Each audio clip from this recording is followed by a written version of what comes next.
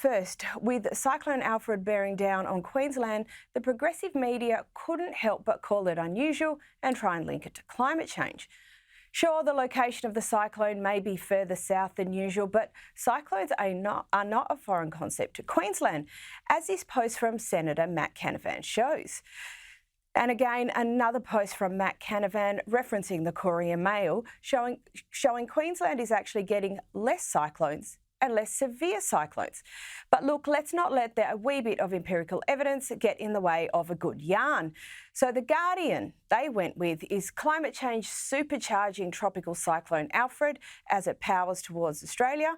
And the ABC proffered, what's unusual about Cyclone Alfred, and is climate change affecting how it moves towards the coast? Now, while Alfred is heading towards a densely populated part of the country, it is expected to hit as a Category 2 cyclone.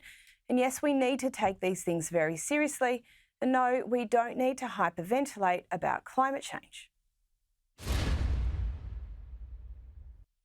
Joining me now for more on this is my panel, Sky News contributor James Bolt and the PR Council's Managing Director, Christy McSweeney. Now, James, while I think more broadly the climate change hysteria, it's abated somewhat, is the temptation to link cyclones to climate change just too much for the lefties in the media to pass up? Yeah, I got to say, when I read these articles, I just think no matter how hard we try, we are never going to be free of religion, because it's impossible not to read these articles and not see the inheritance of the gods are angry with us and we are about to be punished. As Matt Canavan points out, cyclones aren't that rare when you think about Queensland, but because the human brain just seeks narrative, because it needs to see the world as a battle between good and evil, there are so many people that are just going to want to be told that if we just burned a little less carbon, that if we just built a few more wind turbines, then we'd be free of these cyclones. So I think we are going to see articles such as this with all this hysteria until the next great modern religion comes along. And Christy, obviously we need to take these significant weather events seriously, and we need to be practical about them. Does this sort of narrative, this sort of conversation distract from being practical and theoretical? And perhaps it's, quite frankly, a bit unhelpful when we're right in the middle of it. Well, I think it is distracting, Caroline. You're right. You and I are both from Western Australia. The northwest of Western Australia has a lot of cyclones. They are a regular occurrence there, as they are in Queensland. And very interestingly, we don't get this concentration of media leading reporting around climate change in Western Australia. When we have these cyclone events, it's very different watching the reporting of this on the East Coast, and perhaps that is because the bulk of Australia's media are on the East Coast, and there's a bit of groupthink going on. And I'd also like to look at the trajectory of how it's been reported. It's moved away very much from that emergency services response, leading with those issues as the lead of the reports.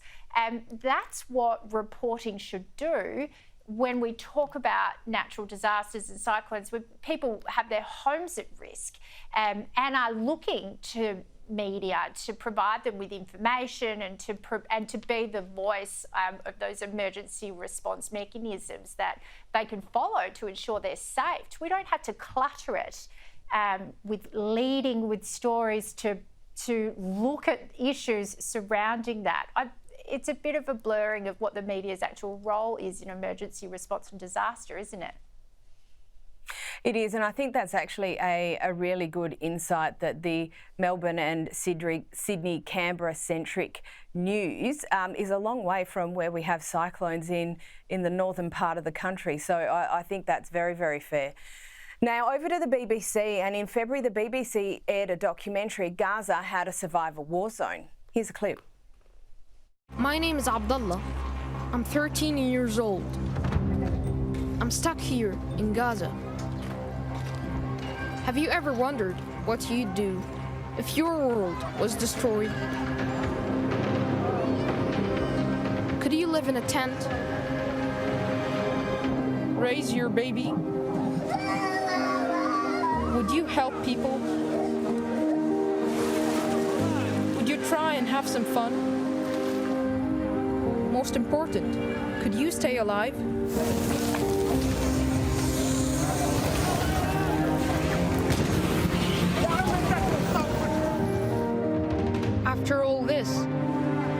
say we're experts.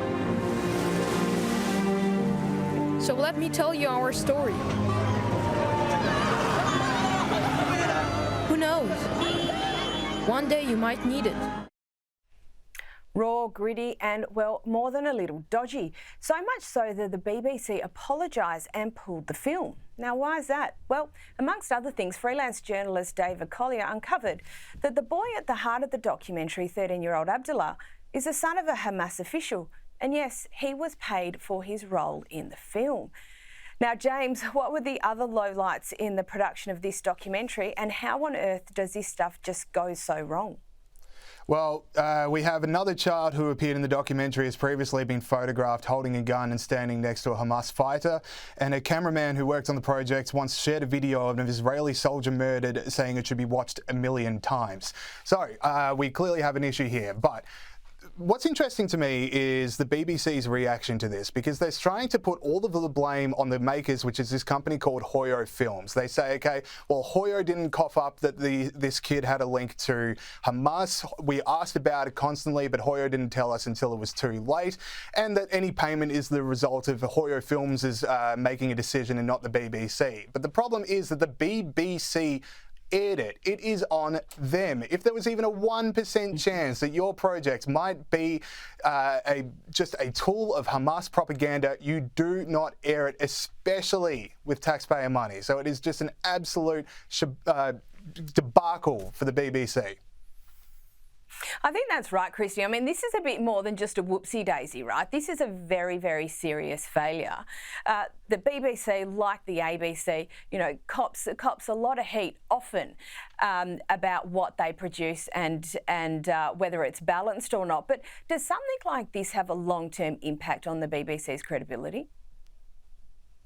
Well, I think it does from a public perception point of view. And what it also does is lays bare the supply chain in how documentaries are aired. And we see here a scenario where the supply chain through to people receiving funding to produce that documentary and then selling it to the BBC, and then the BBC and the production company possibly working together or possibly not, we don't know, but no doubt they would have had to make agreements with that production company to ensure the filming of that documentary was delivered on time, and there would have been some supply chain management in that, where everybody obviously has the same ideology and thinks the same, because nobody in that supply chain has questioned it. Now, where did the production company get the participants for this documentary? How were they sourced? Did they ask the government? And in which case, of course, that government is likely to be Hamas or Hamas controlled. And so it seems there's a process of manipulation very easily that's been ongoing here, and nobody has bothered across that production supply chain to actually check, because they're all on the same side of it. Yeah, there are some definite questions that could have been asked a little earlier. Now, on to Australian domestic politics, and while there's never a dull moment in politics and consequently never a dull moment in the media coverage of it. Now, you'll recall prior to the 2022 federal election, the media was obsessed with rorts and pork barrelling. Remember the hysteria around car parks and sports grants and the desperate need to have a Federal Integrity Commission to tidy it all up? Well, roll into 2025 and crikey is still obsessed with Peter Dutton and anything the coalition is or may spend money on. Margaret Reynolds laments that as a former senator, I know Australians are tired of pork barrelling and Dutton's special grants. But there doesn't quite seem to be the same cynical view being taken of Labor's promised $644 million spend for 50 urgent care clinics, which just happened to magically be slated for marginal seats. Christy, you were very close to the last federal campaign, and prior to the last election, the media went very hard on the coalition when it came to allegations of pork barrelling. They don't seem to be as curious of the government this time round. No, I don't think they do. And of course, marginal seats in the urgent care clinics.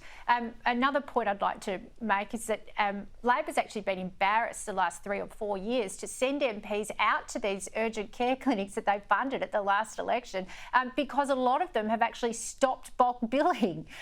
So you can go to an urgent care clinic, but you will have to pay it for it. So that's something that they're trying to rectify with their $8.5 billion Medicare funding. So it's been a bit of an embarrassment from the start. That's point one. But point two, this sort of pales into significance, doesn't it, of a $1,500 grant given to a gun club that someone was once a member of in a coalition government.